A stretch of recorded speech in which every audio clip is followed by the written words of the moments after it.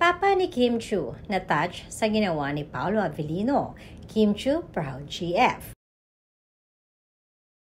Karamihan sa mga artista ay mas piniling mag-spend ng kanilang undas kasama ang kani-kanilang pamilya ngayong araw upang alalahanin ang mga mahal nila sa buhay na pumanaw na.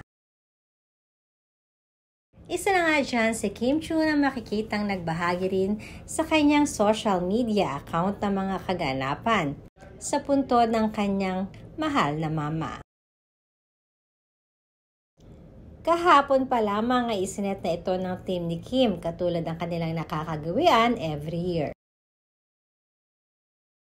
Kasama nga ni Kim Chiu dumalaw sa puntod ng kanyang mama ang kanyang mga kapatid at pamangkin, ganoon na rin ang kanyang papa.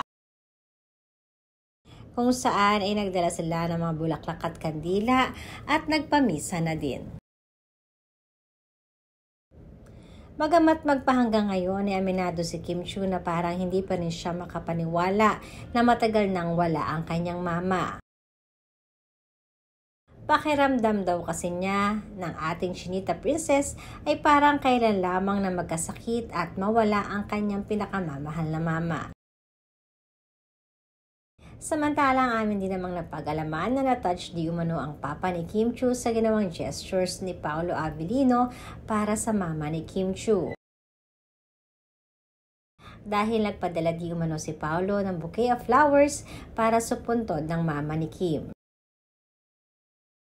Isang bagay na maging si Kim ay ikinatouch din sa ginawang ito ni Paolo.